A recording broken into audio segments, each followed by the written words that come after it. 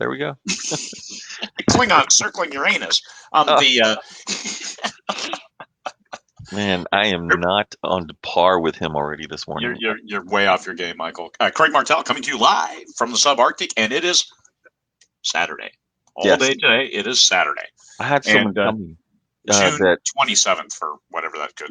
Anyway, I was going to say I had someone tell me that, we were trying to figure out what day it was, and they're like, the COVID calendar at the moment, we don't have a clue what day it is. Every day is the same day, Groundhog Day every single time. So, yeah, yeah, yeah. yeah, Again, yes, again, so yeah. being able to tell you that is something good. So, I, at the very last moment, asked you if you'd be willing to talk about a subject that you and I spoke about earlier this week, because I was trying to get off of Facebook because I was trying to get away from writing the heavy beats of the first book in a series, which is just hard. You made a comment I thought about the last few days since you said it, and that was just how draining, emotionally draining, and everything else writing the first book is because of all the different aspects of the first book. And Yeah. so this morning when I pitched it to you, and then I thought, oh, how convenient, you're in the first book, although much further. I've only done about 10. I've done 10,000 words of the first book, which are the beats of the whole book. But you're at 35,000 words, and did you? I know I'll let you finish it, but the question kind of is, did you already know the character arc? Are you building the whole character arc, even though you're in 35,000 words? Well, there's a certain amount of discovery writing that I do. That hey, it would be neat if he did this in this situation, and then you just go with it. But I had my character defined, decided, shaped well before I started writing. And I think it's Hmm. very important. You have to, as John Truby will tell people, it is character driven that gets you the home runs, the big wins, and not necessarily plot driven. Although the plot has to be strong, every action within the story must move the plot forward. But it's the character's actions that move the plots forward. It's the character and so yes, I had my character. Now I brought in a secondary character, a Shar kind of character. I was going to ask that if it Yeah, was like uh, in during our Terry Henry Walton first book, we were about halfway done, and by we I mostly mean you. Um, that it was done, and then all of a sudden we're like, "Holy crap, we have no female character." Was and that the because same experience? because we got the cover and we were looking at it, we're like, holy shit, nobody's gonna buy this because it's just some dude, some random dude with a scruffy face on the cover. What a jagoff, right? I mean, what a tosser. So we we looked at it, it's like he needs balance. And this is, I think in life as a whole, everybody needs that certain balance. There's very, very few people who are a rock or an island, as Simon and Garfunkel. I'm not sure who actually sang that song, but it's people need a certain balance in their lives. I mean, you have Judith, I have Wendy, other people have their partners in crime. I mean, Bonnie had Clyde. As, I'm as not sure they were supportive. as as bad as that was, but still, people need that balance in their lives. Enabler. So I think it was an enablers. enabler in one of those two. Would you like a few more 22s? Would you? Yeah, yeah. Oh, geez, we lost another game of Uno. Let's go kill people. Um, so, but no, that balance, and I think in a story needs that balance as well. You look at it in the Tom Clancy books, in the other big books that really popular books that you read. I know J.K. Rowling isn't popular right now, but Harry Potter was huge. Sold $1 billion worth of books, so it's a popular series. And you had Harry, he had Hermione and Ron as a balance, even though he was the chosen one, but still that balance of that character with other characters. And so, yes, I put in a secondary character that I had planned, but I made her even more robust Hmm. and gave her significant airtime in those first 35,000 words. Now I'm moving into a second section where she probably won't be mentioned very, very much at all over the next 10,000 words as a certain sequence of thriller type events happen. So, yes, I decided this, but I added in some supporting elements that then moved up in importance. And still, when before we started, you asked about the character development, and I reminded you about the three things. You always pick your three things, and those three things, what define my character? And it's almost the same as all my characters. It's the justice. It's the nice guy at heart, and I put those comments and I put those some questions like This was genius, by the way. I, I type. I start in a template of the previous book, whichever last book I published. I take that, I copy it over, so I've got all my front and back matter almost the same, and I'll tweak it and I'll start writing the chapters. I have the chapter heading as as like a copy paste item, and then I have the end right after that template copy paste, and right after the end, I put in here's my comments on my character. Here's the three things I want to do, and because here's some things I put for my notes right after my the end. Give proportional space to the story elements that deserve it. Keep the plot moving forward. Give enough detail to pick and hold interest.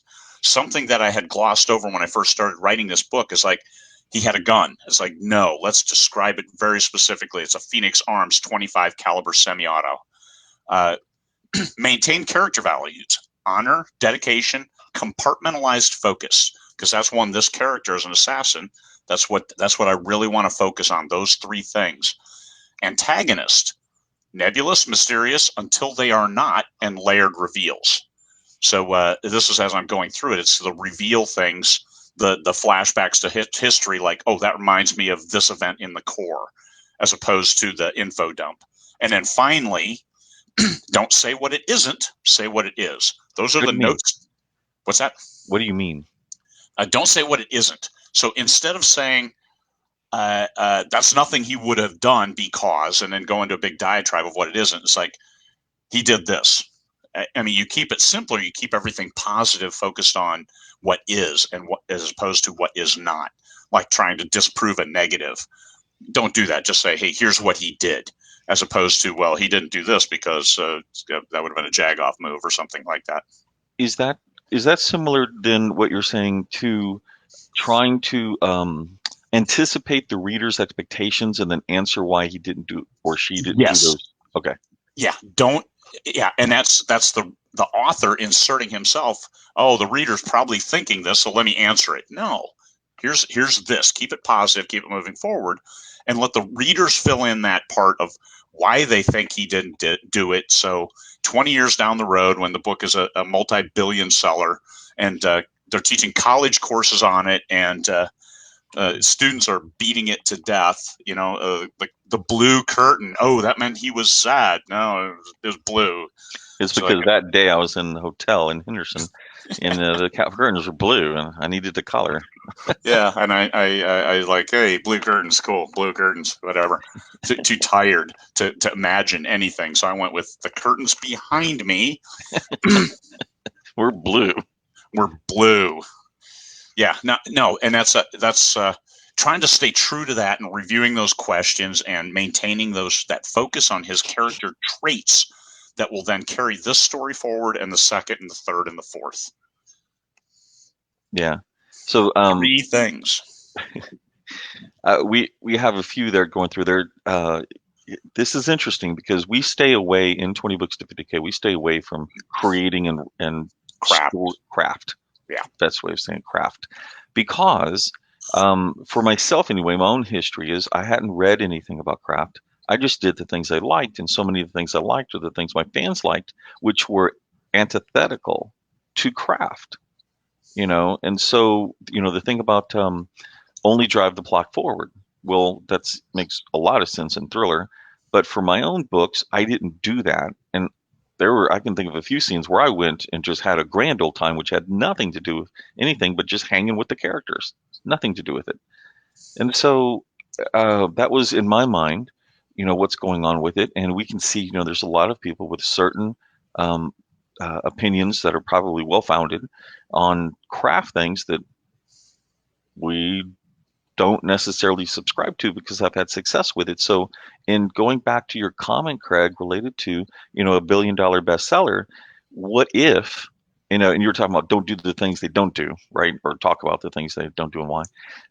What if you had a billion-dollar bestseller and you had done that? Then you have reinforced a bad practice, and your readers have reinforced a bad practice, and that makes you a bad man. No, no if it works, it's one of those things. There are no definitives. If it works, then it works. Like I start off with a short narrative of, hey, here's this guy. I kill people for money. That's like the second sentence of my book, as opposed to, oh, gee, you discover, holy shit, in chapter 3, this guy's an assassin. No, second sentence. You're not confused. But it's like, hey, why is this going? This is an info dump. Well, kind of, but not really. It sets the stage because this Yeah, I is like this. an introspective as we're moving forward. And it was short. It was thing, and by the end of the first page, we're getting into an action, and then that action lasts a page and a half, 2 pages. And it's like, oh, okay, hey, this thing rocks. And it's I think it's one of my more powerful opening pages Hmm. with the simplicity and It almost sounds like a joke. So an assassin goes to a grocery store. Dot dot dot. yeah, yeah, yeah. Yeah, Yeah, to it's the the. first sentence. I am not until I have to be. Uh, And that's it. oh, So it's that nebulous. It's the best of times. It's the worst of times. And this is he'll go through the whole book answering that. But the first book in the series, it's so important because you have so much. It's like I want to set the stage for this, but I want to reveal that in the second book or the third book. hmm. So you set the stage. You be nebulous, but you've got to grip the reader and keep moving forward. So it's and that's I struggled with this book for a fair bit of time before I even started writing it because I really want this book to hit well. And I changed that second sentence. I see here, I kill bad people for money. Okay. Okay, so now he's oh well, okay, maybe I can kill this guy. Maybe I can like Yeah. this character Yes. because I did get a little pushback on. Oh, hey man, assassin. I'm not going to read it because I don't read assassin books. Oh, but bad people. Now he's vigilante, and we talked about the genres and categories. And Hmm. keep in mind, for the viewers, genre equals marketing. So I can market to vigilante readers who like this because then he's likable later because his love interest Hmm. and how he treats her and what they do moving forward for the second, third, and then the third of the book. I'm a professional vigilante. I'm not just a vigilante. I'm a professional. I get money for this. Yeah, yeah, yeah, yeah. Batman was not professional. He was. Batman had to make had his day job to support his night job. That's right. What kind of jagoff does that? Jesus. Oh, that's hilarious. I'm a professional vigilante. Not like that Batman character. I'm sorry, I took us off on the subject. He's out of here. He's out of here. But when you wrote Bethany Ann, Hmm. you had 3 traits that you said these are the things that I'm going to follow through the book, and the character helps push those.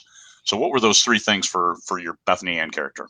Yeah, so not knowing much better, I took the three things from Steve Jobs, where he said, whenever you're going to do a presentation, whenever you're going to tell people about something, tell them about three things that they can really grab a hold of and learn and take on. So when he introduced the first iPhone, he didn't come out and say, hey, folks, here's this product and it can do this and this and this and this and this and this. He goes, I've got a new product. And he goes, it's a phone. We have a new product. It's a browser. We have a new product. It's an iPod. We have a new phone. We have a phone, we have an iPod, we have a browser. We have a phone, we have a music or whatever he said. And so I took that same concept and said, okay, we have this character. She's about justice. We have this character. She's about justice. We have this character. She's about her personal closest friends. Always. Never is that whole Marine. We leave no one behind. I didn't until you and a few others, but I didn't have Marine friends, people I could actually call and say, hey, tell me. But I was already enraptured with the whole ethos of the Marine esprit de corps, right? And so that is one of them. So I wanted that in my characters because I feel like oftentimes our friends can come in and out of our lives and for the various reasons, but some of them are always there. And so, I just admire the hell out of Marines. And then the third one I felt needed to be fun something that you could either love or hate about this character in a fun manner. So for Bethany Ann, it was she loves Coke and hates Pepsi. And we took that battle into outer space. So those are the three things that were related for mine. And that was the reasoning behind it was I'm just going to focus on these three things about her character. And there you go. And Michael actually took that last one so far that one of the artists on the team did a ship where it said Coke on the side. It was a logistics, like a transport ship, and as it moved, it shimmered and changed to Pepsi. Nah, what? Yeah. Oh yeah, yeah. That was Oh, that crap. was funny. Yeah, yeah, yeah. You and your artists. I did put a picture, a question on the screen, but in scenes where you're just hanging with the characters, you push the plot forward by showing progress in the internal character art, show development in their relationships. Everything you do needs to move the plot forward. So even in ones where it seems like things settle down, let's say sexy time with your better half, how does that move the plot forward? Where does their talk, where does their conversation, where do their body movements set something up for later? And this is all of these things need to add up, and that's what I'm looking at when I have a spot where I see where it slows down. It's like, okay, put in a little bit of a projection, a little bit of a foreshadowing of something where he did this, he made this maneuver, held his hand this way, certain things that as you're looking through it, and that also gives your book readability for a second time. And Michael determined this when he wrote his the first series, the first four books of Bethany Ann, and decided, yes, that is my testament that this is a good book, because they said, I reread this book 6 times. I know you ran that ad for like a year where it Yeah, was a quote. I reread this series 6 times because rereadability means you get that same excitement, that same dopamine hit when you yeah. read it, and it's like cool.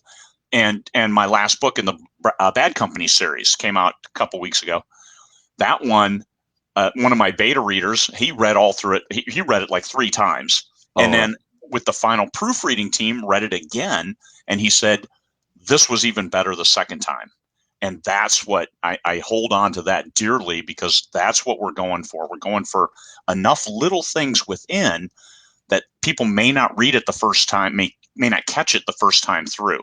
So everything needs to move the plot forward, even if it looks like it slows down, even if you're only talking about an internal character arc without, and the more subtle you can make it is okay, but if you make it too subtle and readers miss it, like in Terry and Shar getting married, right at their hmm wedding scene, something else happens and everybody takes her, and it's just Terry and Shar up there on the stand, and he said, "I know, we make love like Klingons." And she replied, "I don't know. I've never watched Star Wars." And and and somebody in their review said, "Oh, I like this story, but the Klingons aren't in Star Wars. That's Star Trek." And I'm like, "Oh my god." I want to I want to use that in an ad, because yes, everybody else will get it. So yeah, but little things like that. Let's see, you go back through, you get that enjoyment a second time, or sixth time, or 20th time. I know you've had readers when you release the 21st and last book, people reread the whole series every time before a new book came out. Yeah. So let me ask you a question real quick. So we have a Facebook user off here to the side who seems to be very knowledgeable on this craft. I have a guess who this is, but whoever Facebook user is that is providing the expertise at the moment, would you at least let us know who the hell you are? For instance, it says, yes, Jessica, the way that Okay. there you go. So who are you? Who are you? Yeah. So, just both letting people know who you are and going from there because we can't see you. So whether or not others can is questionable, but please let us know that. Would be fantastic. Continue to build the world. And building Sure. the world is don't build a piece of the world that you're not going to revisit, because that's going to be an open loop that is going to hang in somebody's mind. Yeah, So you want to keep the world where these things are important. Even if it's later, it's still, everything needs to be important. so the question that we also have right here, um, let Craig, no, that's Elaine. Should I be putting money into publishing more books, cover editing, ISBN, or into advertising what I have? Is the better to wait until you have the minimum 20 books before beginning to advertise? No, or advertise earlier, much Yeah, earlier. yeah, The only thing that 20 books, the term 20 books was, is that in the very beginning, when I figured I could at least make $7.50 a book a day, that 20 of them would in fact make at least approximately 50,000 plus dollars. That was the only indication. I was making five figures with five books, and I was advertising since book three, and that's five figures a month. So, and then others have taken what everybody has provided guidance and what worked for them, and some of them have come out of the gate with $60,000 months with a trilogy. yeah. So, And we no, can see you now, Lynn. So anyway, thanks, Lynn. You're now live. We can see you now. ah, perfect. There we go.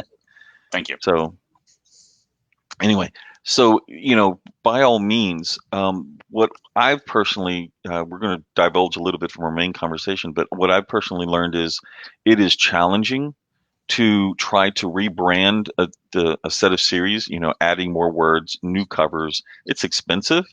If you know it will work, or if you have a really good supposition and you're burnt out, those are great reasons to try to just go that route for a little while. But if you want to find out honestly what series is going to hit with characters, you should probably, hashtag probably, look at how can I try and fail faster than try to generate or create a best-selling book on the front side. That makes sense at all, Craig? I no, I like that. I like the term fail faster, because we learn more from our mistakes than we do our successes. And those people who had a big book, their first one out, struggled to repeat that success. I know a number of authors who had that big first book and just disappeared off the scene. Maybe made it to 5, 6 books, but the second book didn't, third, fourth, fifth.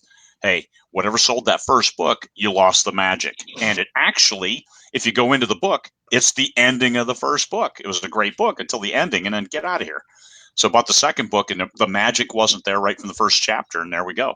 So you would suggest in that case, you should see that in reviews, go back, re-edit that end, and move on.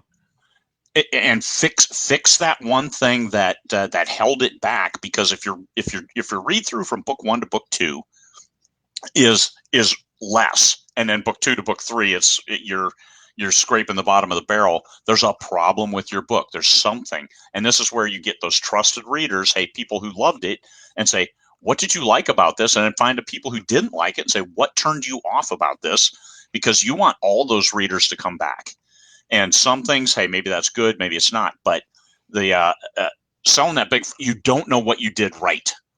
And for me, it was my 13th book before I broke even on the year. And all of a sudden, it's like, okay, now I get it. Now I know. Now I've done this. And we had a whole new character with Terry Henry Walton, and it's like, let's do this shit right from the start. So that's I'm a huge fan of the blue collar approach. So when you say fail faster, yeah, do it at a high rate of speed with a lot of words, and learn from what you're doing. Don't keep trying to go back and fix something.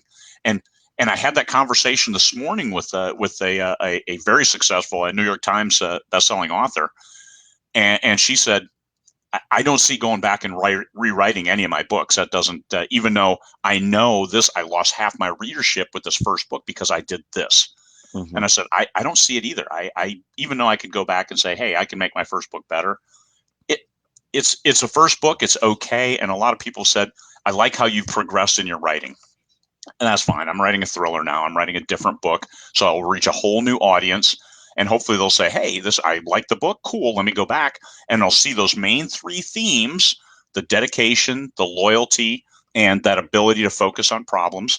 And look at these other and see Marines as main characters. Hell yeah, we love Marines. And and then pick up my other books, our back series, our whether it's Terry Henry Walton or The Free Trader or any of my other series. But it's an ongoing thing. You can always go back and keep beating a dead horse and trying to fix a problem that may not necessarily be there. Which I looked at Terry Henry Walton, and it's like, damn, we've sold about $500,000 worth of those books. So why would I want to go back and try to tweak it and say, my personal ego, I think I can make this better? I think the fans have already spoken on those. Okay.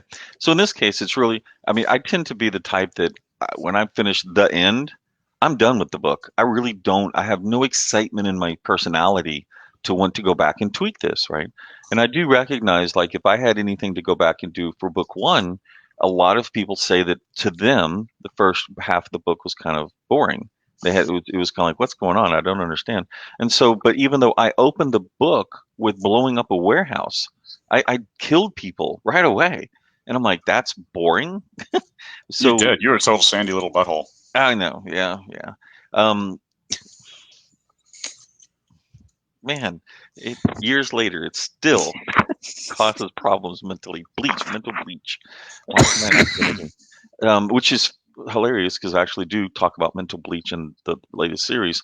It's probably your fault at some level. So, Indubitably. how the hell do you spell indubitably?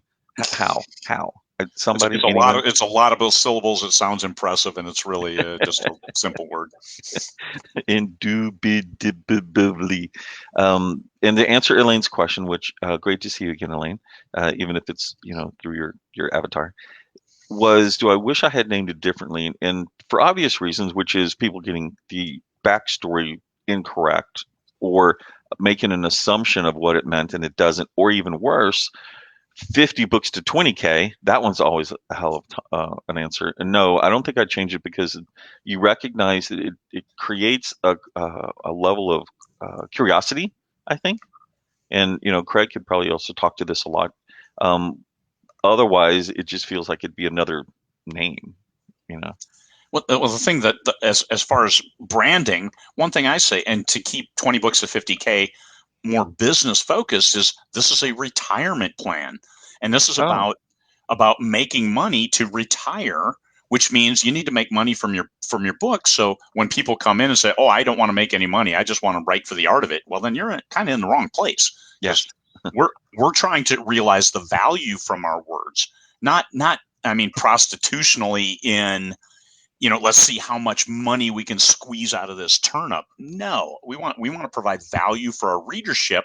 And how do you find those readers to then show them, hey, this is a good investment of your time reading this book, because you'll feel better, you'll feel good at the end. Escape fiction.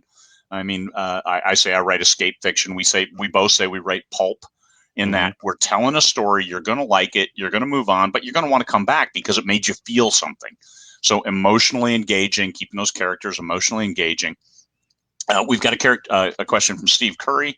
Is there any strong reason not to rewrite some sections of the caveats here, some sections of your first book, if the same scenes pop up in negative reviews? In that case, and it's the first book, I might go back and fix those, because Yeah. if you've got a series and you see some consistent things popping up, then you don't want to cut your own throat and have all these extra books that nobody's reading, especially if you've got 3 books in a series, or even 2.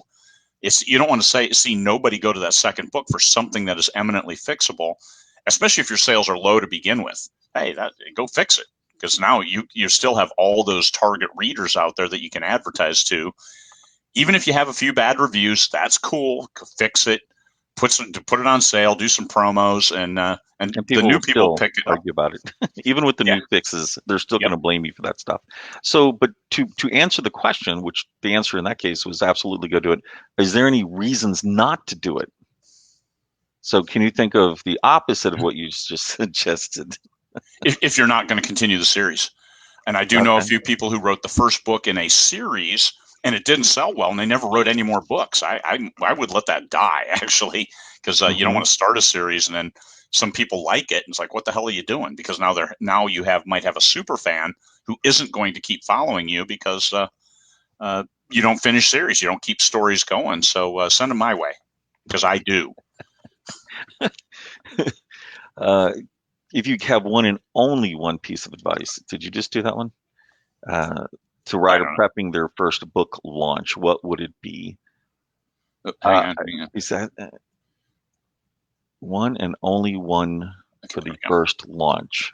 So you're gonna have to give me this one here because it might have to become two. Is your email infrastructure set up? And if not, do it, would be my first. If you had assumed the email was set up, I'm going to have to know that. Otherwise, I'm going to stay with answer number one. On to you, Craig. Mine would be use Michael Anderle's own technique on that first book because you're say prepping your first book launch of minimum viable product. Make sure your book is good because good books you can always sell. If you just write a book and then publish it, like all of us have done, and you have miscues in it because nobody has seen it or looked at it, then you may have issues. So everything else you do is moot if it's not a good book. So MVP, minimum viable product. You have some readers of that genre. Don't get Uncle Bob. Readers of your genre, and you float it to like 3 or 4 of them. It helps if they're pseudo strangers, so they don't feel like they owe you lip service. Mm-hmm. The first 3,000 words, and they read the 10,000 words, then the 30,000 words, and then it's like, hey, I love this. I want to know what happens. I can't wait to see what's next. And when you get those kind of answers from those pre-readers, those beta readers, those MVP readers, then you know you have a good. But everything else you can fix later without having to rewrite the book. Write a good book in the first place. So we got no answers, so we just stay with those. Thank you. 4 books and a novella now that has 50% from 1 to 2 and 80% from 2 to forward. Excellent. 50. In the beginning of when I did this, I seem to recall that somewhere, and I have never found it again, that traditional published series averaged 63% book 1 to book 2 in that arena, and then higher from there on. So I always took it to mean that I needed to try to get at least 63% or more of our readers. And I have seen one person who did 50%, because 50% book 1 to book 2, that's hard. That means that your marketing has to work twice as effectively to become half as good as something where the readership is through Yeah. there. So I don't have a particular number myself. I would probably say that somewhere around 70%, that 68, 70%, somewhere there and above is really pretty effective because you're not going to get everybody. And your read through could be wrong because your advertising is giving a different expectation. Your advertising, unfortunately, could be presupposing that this is going to be a thriller, but your first half of your book is a little slow, so they don't actually ever finish it to the part where it becomes a thriller. So that could, your advertising alone could change your read through just by setting the correct expectations. And finding the right readers. Absolutely. And actually, I shoot for 50% because I don't do 2 or 3 book series. My books are my series are 4 books to 19 books or 8 books. Nightwalker publishes on Monday. That's the 8th book and the final book in that series. So 50% to book 2, but then book 2 to book 3, you better be up like 90%. And then it changes the dynamic where that 50%, now you get 90 to 100% for the other books in the series. You're fine. So you can advertise book 1, and then you do book 1 for free, and all of a sudden all the numbers and all the bets are off. Because Yep. if you do a freebie, now the numbers you're looking for are more like 2%. You get 2 to Mm-hmm. 3% read through from that first book to the second book, but then you need second to third.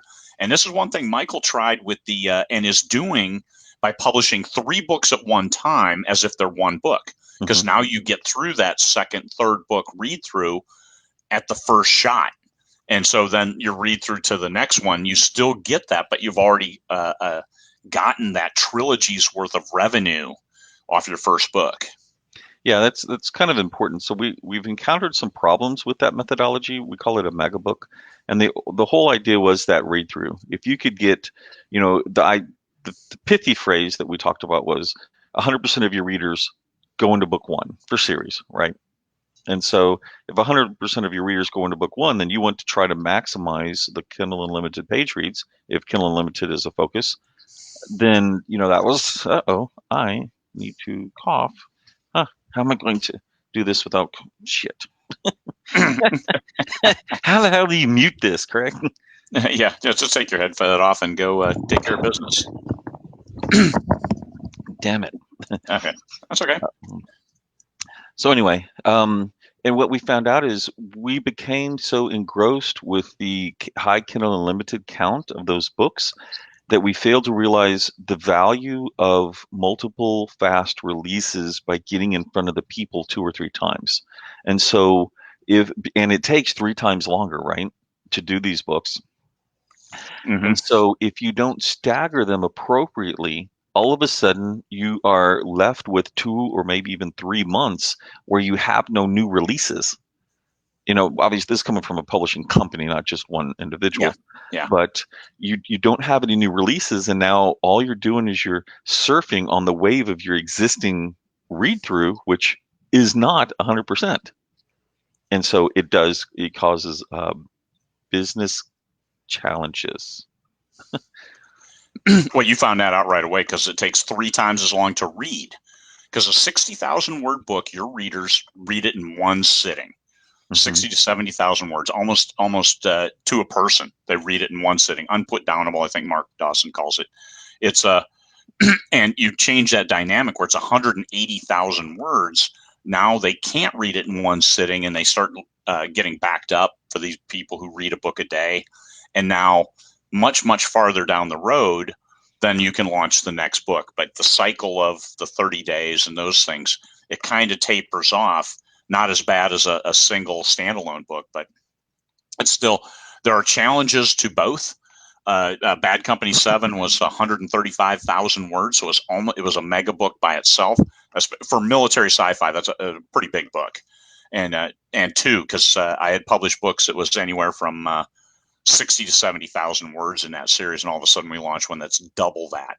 And so we're getting really good page reads, we're getting good sales, we're getting and it's the last book, so there's read through to that, but not from that.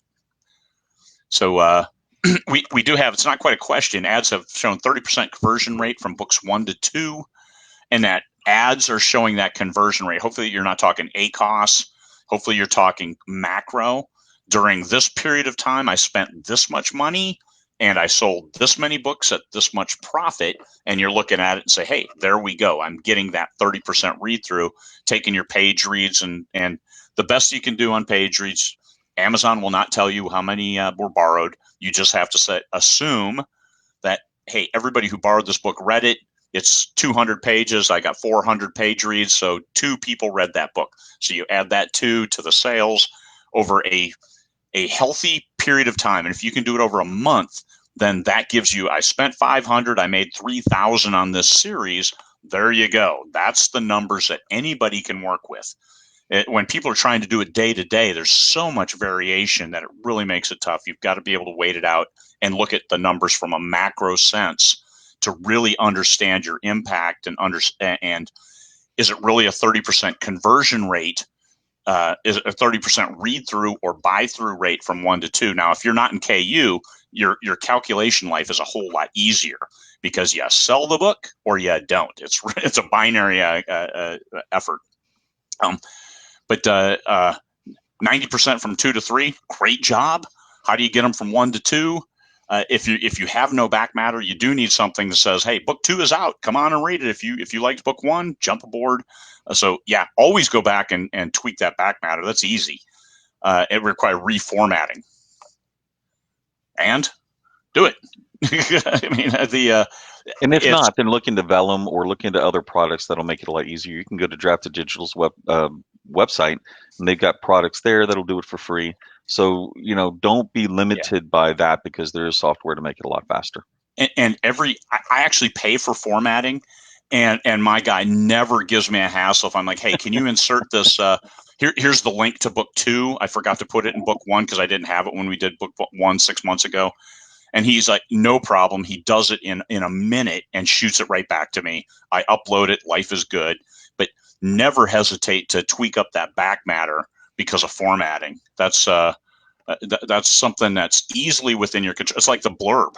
Oh, my blurb's not working. Well, then rewrite it. I mean, it's that it's in your Yeah. control, and rewriting a blurb is free. I mean, it's you. It's looking at other blurbs. I like free stuff. I Everybody likes remember free back stuff. in books 5 through 8, 9, I was really getting burnt out. The pace was really hard, and I was putting I was putting up the blurb, and I was like, if you're in book 8, you don't care what the blurb is. So I'm like, more Bethany Ann. It something happens, 2 or 3 sentences, buy the book, Read it now. Yeah. Yep. and it Yep. stayed that way for 3 years. That was not good. No, but you're right. If they've read books 1 through 7, all they need to know is book 8 is out. It's like John Grisham thriller. You see that? That's the cover. There's no blurb. The blurb is it's coming on this date. The cover is black, and it Yeah. just says John Grisham thriller. It doesn't even give you the title, and it went to #1. Yes, the So power of just the yeah, fandom, fan it's the base. power of the fandom. Somebody has a question. I have a passion project that wasn't. There's your that you can end it right there. I have a passion. Leave it at that. Move on. Go write something that's going to make you some money. If it's No, a no, passion project that's not making you any money, god damn it. Here's some horrible advice from Craig. no, yeah, yes. So Criterion Gambit was a bit of a passion project. I knew that I could have failed horribly because I was mashing up a bunch of genres, and even at that stage, I think I had heard enough in my 50, 40 something, 48, 7 years that this might not work. Aliens and vampires and werewolves. Oh my, that's not going to work. No one's going to be. And people were pissed off that it worked. By the way, I still remember The that. It's like wrong people. The yeah, wrong I got people. so The much right shit. people liked it.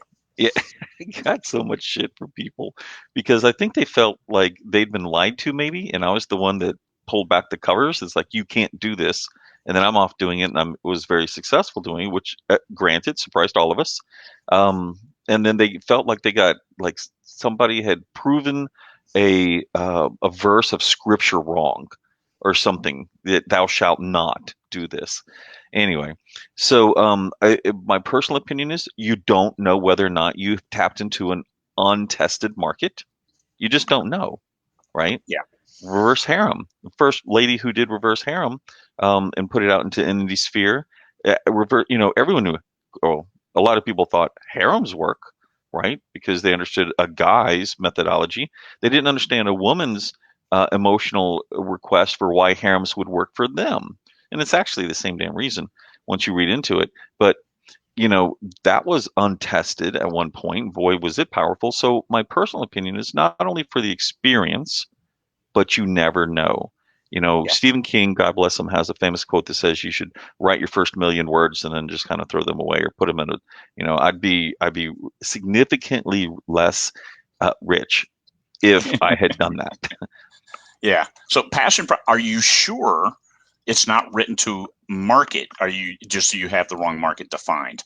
Oh, And that's good that's a point. that's a different issue than I wrote a autobiography of me and my mosquito flock that follows me around, tries to eat me while I'm refilling the water. I wrote it as a passion project. People aren't buying it, Post-apocalyptic.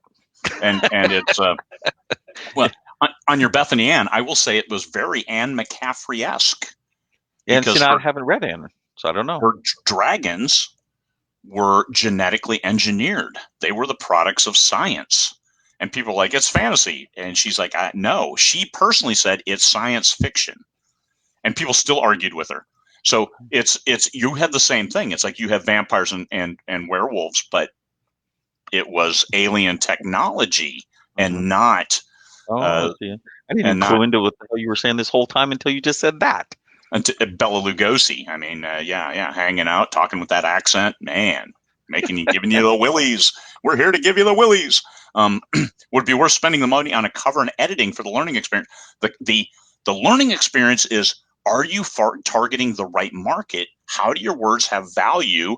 Finding a block of readers, poll them, and find out what did they like about the book. And this is if you have any readers, find them and ask them. A little survey monkey. What did you like about this book? What was the key trope that you liked, or what was the key element of the book? What hooked you and kept you reading? Just little things like that, and say, it's this. My first series, Free Trader, second series, it much, much better at YA than it did just as space adventure. By the way, SurveyMonkey is actually an actual brand and product. The way that you phrased it, Craig, it almost sounded like "go get yourself a survey," or "go serve." Anyway, it Go made me survey a think of a monkey. little bitty animation of and I was like, no, that's an actual product. I did share a graphic this morning of there was an article that said the Chinese army was lacking because they masturbated too much, and so there was it was crazy, and Rick Partlow, I love this guy. He said it never bothered us. Uh, so uh, so the U.S. veterans, and I shared a picture of a sign outside of a military camp in Afghanistan that said that was a picture of no spanking your monkey. So yeah, because I mean Chinese rules, you can't be doing that. It'll make you weaker in combat. Um, so can we talk about scaling up? I have 8 books out, decent ads chugging along, but every time I test scale up ads, the profit margin dips. Is the answer to just keep writing more books in the series? What do you That's a think, pretty. Michael? I did see someone had talked about over here that, as long as you're getting a better return, we've looked across 100 series, not 100 books, 100 series, Yeah, and we know that you're never going to unless you. The only time that you're going to do better on your ads is if you happen to hit a more an ad or ad set that resonates better for a better targeted market. Assuming that you don't do that, it's going to go down the more that you try to advertise. yeah. And so it's not to be scared of that, but it's to understand what's the math behind it. And then you have to start, if you truly want to get into this, you have to start looking at the cost of credit or the cost of money that you're not now able to use because you put that money into the ads in January. You're not going to see that money until April, March 31st or so. You start getting to the financial aspects of this business. And so I, you have to start thinking about it differently. Go ahead. I think Mark Dawson hit it quite well because and I've talked to him specifically about this because his ad spend was going up, but still his profitability, and he hit at one point he hit 40% advertising of his revenue of the month, 40%. But still, it's like I'm making 60%. If you're playing the stock market, you declare victory every month with that. But the next month he got 10% of his revenue was ad spend because he had a new release. So it's a combination with that. Even if you're spending 40% to get 100%, you are gaining readers. And then with that new release, he didn't have to spend as much on the marketing. He has a massive email list because he draws them in. It's like here's these books. You should love these. Here's one. Here's a 3-book set for 99 cents. Please give it a look. And people come on board. They like it and they keep reading. So you have these ebbs and flows. You don't want to get to the points where you're doing 90% to get 100%, even though 10% return. But now you don't have enough margin to make a mistake. You launch a series and it doesn't go, and all of a sudden now you spent more than you're making. So this is the problem if your margin sinks too low. So you need some margin. Do what you can, and scaling up.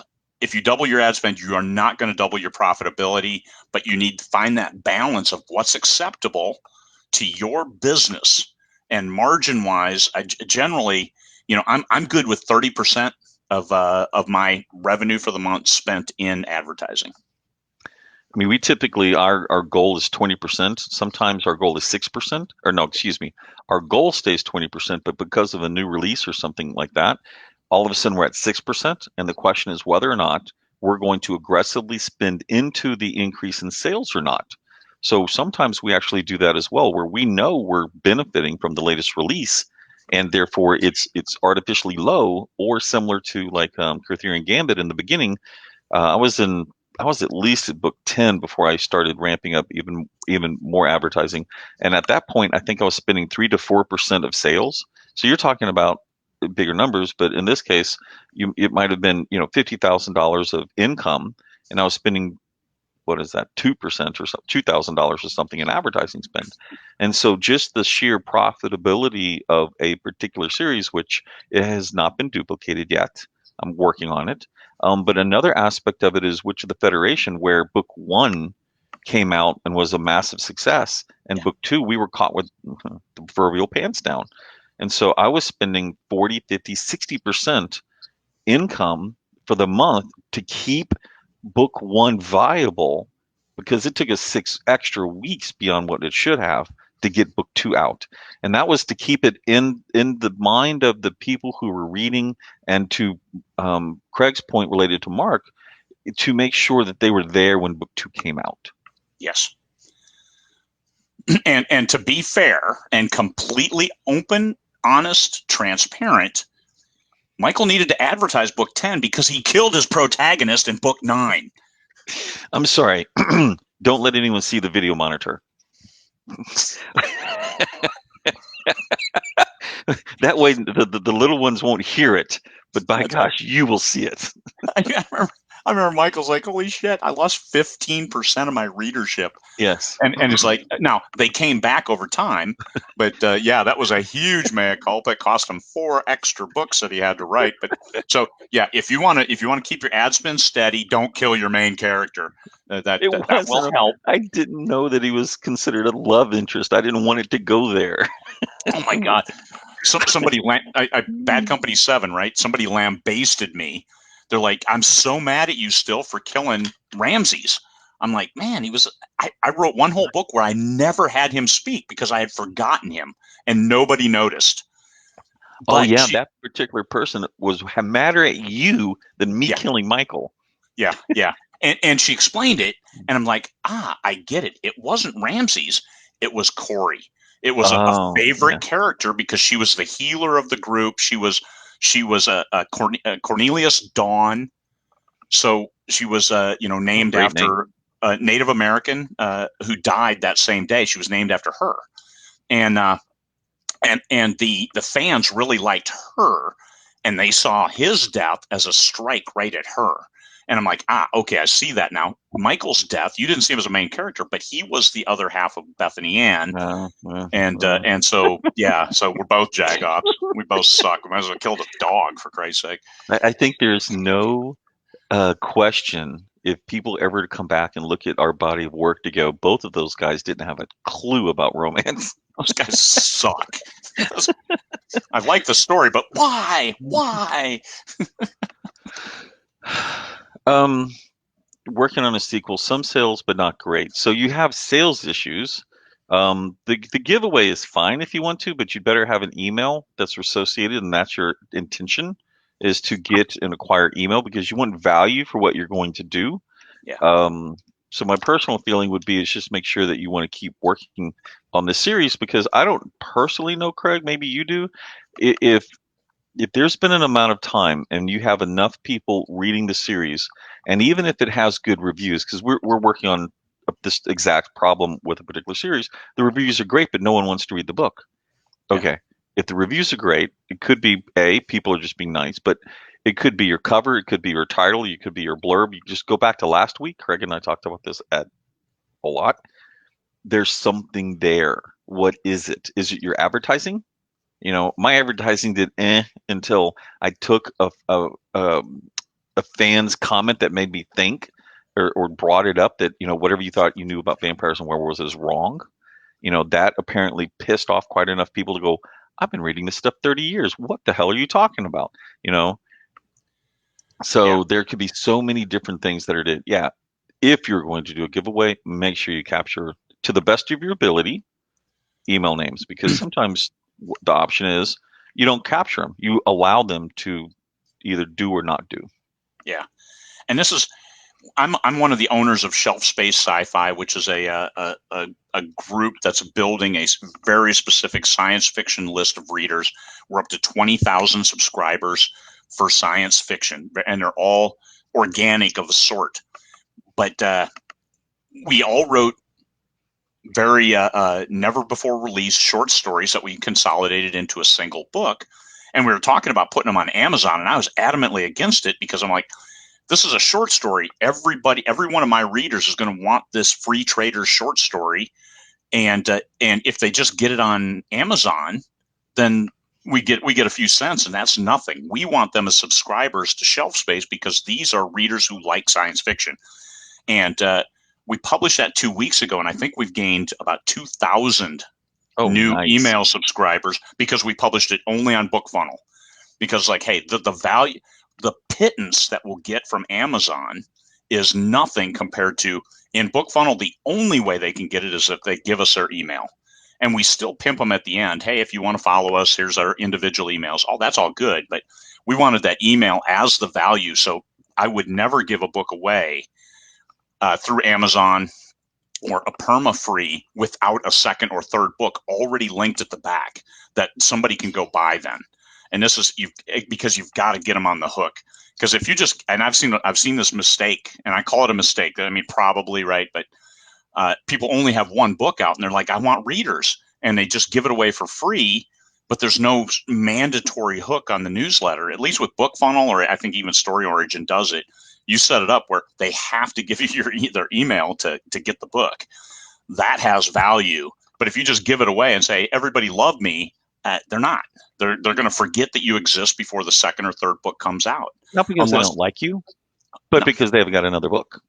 because we have the attention span less than a goldfish. I think 8 seconds, whereas a goldfish has 9 seconds attention span. So humans have an attention span less than a goldfish. So it's not you, it's the damn goldfish.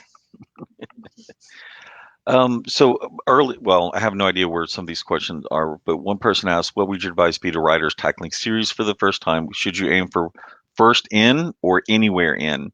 And there's challenges with both methodologies. Typically, I've seen someone who does more mysteries, where each book in the series, the John Smith mystery series, you could come into, but I have not personally done any advertising against any entry type series.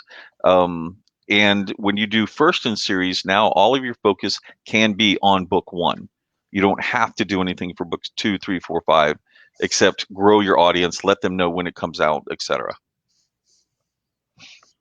There's a lot to that. There's a lot to that. And let me put this one up. I don't know if is this one. This isn't the one you just addressed, was it? No, I haven't talked to this one. It's thinking initially I plan on releasing it as a finished, and then there's a big gap. Hey, it's cool. If you have wait for all 4, there's a benefit to that, but you still have to hook them with that first book, because this is one thing that people miss when they're talking rapid release is you have to throw a lot of effort. Doesn't necessarily mean money, but you have to throw a lot of effort behind that first book to get people hooked. It has to be a great book. It has to have good back matter, good front matter. Here's my newsletter. Here's the link to the next book, and all of those things where, hey, they read through it, they got to the end. I want more gratification. They click the link, they buy the next one, even if it's on pre-order. And then that link, using a pre-order, even after book 2 goes live, now you don't have to go back and fix it and change it, saying, hey, book 2 coming soon. I've done that a lot of times, and I still have a lot of those out there that say, hey, book 3 coming soon. I have a 9-book series that's been done for 2 years now. And I saw a review within the last month on book 2 that said, boy, I can't wait for the next book to come out. Holy shit, I guess I better go back in and fix my back matter. So, but that's what you can do, and having that book on pre-order. So that's the benefit of getting the other ones done and then lining them up to release in a rapid fashion. So there's big benefits to that. If not, then you have to go back and you have to fight the ads game to make your books relevant. So, and if you have a slower release, that's fine. Just put book 1 on sale every time you have a new book release, saying, hey, book 1's on sale for 99 cents. And you hit all the major promo sites, Robin Reed's, ENT, Free Booksy, whatever. And you generate that interest. You've got to maintain that visibility. And like Michael said, everyone reads book 1. So if you've sold book 1 to 1,000 people, you now have 1,000 sales of book 1. And you want to make book 1 a good book, because it then becomes its own advertisement. And then they go to book 2. You want 900 people to go to book 2. You want at least 500 people to go. Whatever number works for you based on however many books are in the series. But that's Bob's your uncle. I think it's hilarious. I'm like, I just realized when you made a comment during that explanation, we never got back to our original We're talking about conversation. character traits. I think we're gonna have to come do this part 2, because there were so many really good questions in here. We haven't even bounced to all of them yet. No. Oh, yeah. Character traits. Go ahead. You got this one. The no, I'm going to talk about character traits. The making your character consistent, and this is one thing that I've done over a long series, which is my beta readers are the epitome of value, because they'll come back and say, "Hey, this character sounds like this other character," and I'm like, "Oh shit, I did. I need to fix that." And I'll do that. Everybody will blend into one or two characters and all sound the same. And it's like, no, you got to keep your characters consistently quirky, consistently unique, consistently whatever, because otherwise you'll start losing your readers. And you don't want to do that. You want to give them the characters, especially as they embrace like a Michael character that then you realize, oh, I shouldn't kill him because everybody likes him for being this way. I'm not going to Yeah. let you forget that, man. Yeah, apparently not. So to continue, which is always good, but, and this is what's, on the screen right there. Um, but if there isn't a pre-order available, the one step they're likely to take is sign up for your email list. Not necessarily. They don't actually give you your email list as much as they're willing to go and do something else, which is the golden ticket. How do you balance the two goals? And so part of it also is that in order to get better email signups, there's usually, here's a short story related to some aspect of the story you just wrote. If you'd really, grab them with curiosity. In this case, you can do both. So Yeah. if, the pre-order, don't forget Amazon will set that up a lot of times. If it already has your pre-order linked to the first book, then the Kindle is going to try to do it. They're going to try to sell them on doing it, just so you realize that. Yeah. And And so, that's a, go ahead. a very good point on the separate things, having that thing. Now, Amazon is not a fan of having a direct link from your book to something that takes them to a form that collects data. I send everybody to my website, and the very top of my website it says, if you'd like to subscribe to Craig's newsletter, and then it pops up later. If you ignore my super cool intro to my website, then you get a chance later with a pop up, and at the bottom of every single page it says join my newsletter.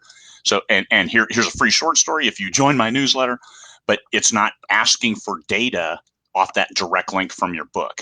And Amazon's not cool with that, and they may ask you to change that at some point in time. But you can get in front of it and have it better to begin with. But those short stories that are an item of interest about a character in your book, those are wake, and they don't have to be real long. I know Scott Paul did 1,000, 2,000 word shorts in between the publication of each book. He He published did do one a that. week. Yeah, he He was published one a very week consistent. on his blog, and he didn't have to maintain a newsletter because religiously every Wednesday he published that 1,000, 2,000 word short story with a character that they liked, Hmm. and something, a situation, and people came back, and they came back again and again, and it.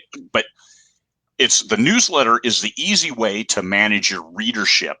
The blog, you got to make them come to you. It's a hard way to do it, but you can. It's you still Hmm. have to connect with the readers. So what's the best way? Buy, baby, buy. It's like here in Alaska, it's drill, baby, drill. In Amazon, it's buy, baby, buy. You want them to buy the next book, because then they can also follow you on Amazon. When you click that buy link, it takes a product page right up there. It shows your name and says, "Hey, do you want to follow this author?" Hell yeah! Click. Now Amazon is sending them emails, and you don't need to pay for their email address on your list. Provided they do it on time or even remotely close to when you released your book. There's so many Yeah, gotchas when it's outside of your control. But yeah, another aspect that's interesting is the fact that the algorithms on Amazon, of which I've talked to no one, so I can't verify this. My belief is the more you have people who go to exactly to your page, buy your book as a percentage of how many people see your page and don't buy your book, then Amazon moves your product into we will support it more. People talk about the fact that the Amazon algorithms took over, and it was this effort, like kind of like finding the lost cities of ink and gold or something, where could we figure out how to get the Amazon algorithm to support your book? And to this day, and Craig and I were kind of talking about this, I think maybe a couple of weeks ago, where certain books just took off, like Steel Dragon. You and I yeah, were specifically talking about that one. It took, I want to say, 30 something days. I mean, it wasn't like your typical 14, 12 to 14. It was like, meh, meh, meh, meh, and then all of a sudden it kicked off. Don't know why. yeah, Still to this day, we don't know why. yeah. And that's now. you can try to get Amazon following emails to work in your favor. Put up your pre-order far enough in advance. They'll send an email during the pre-order period, and then they'll send one on the day of release. Yeah. And that is big. That's a nice email. We have in the old days when you could have a giveaway and get followers, we give away Kindles and No one get did it better than you, though. You'd get thousands of followers, and they would tens never. tens of thousands, and I would never sell the Kindle. And you get those followers. So I got 100,000 followers and never sold a Kindle. It Well, was never give away one because never you gave one had to away. give up to a certain amount of followers, and then Amazon would automatically deliver it to somebody. Yep. And no one, Yep. you would always almost get like 95% of your match, and then it would be over. It wasn't on me. I mean, Yeah. hey, Amazon, push it. I mean, 95% of like 42,000, so I'd get 35, 40,000 new followers. And new is relative. And because they want a Kindle, I'm thinking that they're readers. So this was the absolute minimum standard. You want a Kindle, I'm thinking that you're a reader. So out of those, and it's a numbers game, I don't have to maintain those names. So Amazon sends it. I get a nice bump whenever Amazon sends the email. So that's an easy way to play, even though I have to say I like having the emails myself. And so I can send very, very targeted notes on, hey, here's me, here's my sweet potato. It's growing. And oh, by the way, I've got a new release, Nightwalker, the whole series. Oh, hey, Right I meant to today. ask you about that. That's Frank Roderus, right? Yeah, So no one here probably knows what's going on with that situation. yeah. And I know that we're already over time, but I'm curious about this, and I keep forgetting the situation.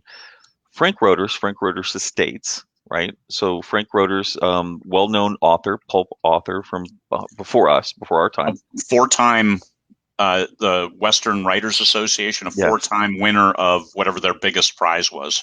yeah. So so well respected. And he had wanted to move into the more post-apocalyptic from the Western genre and everything else he was well known for. Well, he passed away, and he had one or two books or something like that, maybe Three and a three, half. three Three and and a a half, half. Yeah. three and a half books. And so Mike Bray, a joint friend of both Craig and I, both of us know him really well, was talking about wanting to push this a little bit forward. Now, these weren't long books. They were relatively short. And Craig, he sneezes and there's 10,000 words. And so um, you took over and you're truly working with and building it in your genre. Because Mm-hmm. once again, that wasn't his genre. And it was later in his life, so there were a few challenges with it. And you finished it all the way out to 8. Yeah. Yeah. Mhm. I rewrote book 4. I left books 1 through 3. I went and added them to some issues that the first reviewers, Mike Bray, had tried to publish it. It wasn't resonating. And there were significant issues right within the first chapter. And after that, it was fine. So tweaked first chapter, left books 1, 2, and 3. Then the rest of the way, fine. The character was evolving. I finished book 4, and then wrote 4 new books to finish the rest of the series. And what I hope was what Frank intended with that main character. And the Frank Roderus estate gets we send them a bestseller tag every time when a new book publishes, and we get the bestseller, and they get a check every month from because of the sales. So Yeah. it was a good thing, a little bit of philanthropy Hmm. to help that estate, and we You're feel paying good. back. And It's it was just us paying back. yeah, and they're 30,000 word books. I wrote book 7 in our book wrote book 7 in it took 12 days, and book 8 I wrote in 8 days. So it really, I mean, the stories, especially book 8, it was the final one in the series. It really flowed well, and I hope it's a good testament to what Frank intended with that series and keeps his name because it's right up on the top. And that was one thing they wanted in the contract was Frank wrote his name on top, and we said that's easy. We were going to do that anyway, but hey, we can put that in the contract. So it's a Frank Roderus story by Craig Martelle. Have a Hmm. nice day. We got 8 books and got some exceptional covers from Ryan Schwartz, and there we go. We'll do a consolidated complete set in December for Christmas. All 8 Nightwalker stories in one package. Yeah. It is probably to the end. These have been fantastic questions, probably the most question-based one we've done in a while. Yeah. And we'll come back to either next week. Wait, is next week July 4th? Next week is July 4th. So perhaps the following week. I think so. Yeah. And see if we can come back to this, because I don't think we've done justice to this question that we started with. Yeah. And July 4th, just for everybody's reference, I think everybody's staying inside. So, who knows? Because we're not going to the beach. I think everybody's shutting back down for don't go outside. Anyway, we're good. Vegas is now masked. MGM and Caesars. I'm members of both of their gold I tested clubs. that research for 20 books 50K in November. I researched the hell out of that. They are pushing MGM properties as well as station casino properties to do it. It's a law here in Nevada. Some people are idiots and they flaunt to the law. But comparative before they put the law into effect, which is a couple of midnights ago, to even a few days earlier, you can see the uptick in people doing it. Yeah, because Caesars said 100% masks, and MGM said we're 100% masks as well. So we'll see. We'll go with the flow, whatever. I looked into buying logoed masks for the conference for 20 Books Vegas. Minimum order was 3,000, and it was 12 grand. Ooh. So yeah. Velcro. They're cloth ones with a that is adjustable. So bogus. I mean, and the paper ones looks like a surgeon's mask with some kind of stamped logo. Those were like the same price, like captive on. Yeah, those were like $350 each. This is ridiculous. And by the way, these here, so these masks, you just walk into a casino. There's boxes of them. You just pull one out like it's a Kleenex and go about your way. Yeah. So. Yeah, so I'm not a fan of paying 12 grand, especially when we're not going to sure how many people are going to come to the conference. But we are going to have the conference, just like flying over the North Pole, walking to the South Pole, climbing Mount Everest, because it's there. Somebody needs to lead the way, and I think that's going to be us. Because and we'll do everything we need to do. We're climbing the Mount North Pole Everest of Antarctica on our way to talk to self-published authors. I have this visual. Craig and I are going to the top of this mountain, and we look on the other side. How far do you think that is, Craig? I don't know. Pushed. Bastard! how far down is it? Yeah. So anyway, we're there. We're doing it. I know I've got an appointment with Bolly's in October, even though they're not open yet. They will be open soon. They're going to open in July was the last word I heard yesterday, day before. They contacted me and said, hey, we're going to be open in July. We're looking forward to great things. We look forward to seeing you in October. So, hey, that's cool. Absolutely. So, Craig, great talking to you again, like always. But it does sound like, are you agree? 2 weeks then we'll skip July 4th and let everyone have whatever. And then we'll see everyone back after that. We'll do that. Hopefully everybody got something out of today. Our ramblings. We did ask get some good questions, some thought-provoking questions that we wagged and swagged and then caveated with probably anyway, because nobody has the right answer. I mean, we know what has worked for us and some things that haven't worked, and then we found some things that worked and we have no idea why. So, but we keep plugging and pressing forward, and our whole effort is replicating what has worked. And we know what doesn't work, and we don't do that. So Michael's out of romance for good and stopping. I love how you put these things as like, I can't ever say for good, but I do feel like I've earned or saved a lot of money this year by staying out of romance. Oh my God, it's taken forever to shut down. I got problems. Holy cow, come on, shut down. Oh no. Shit. Bye, everyone. Theoretically.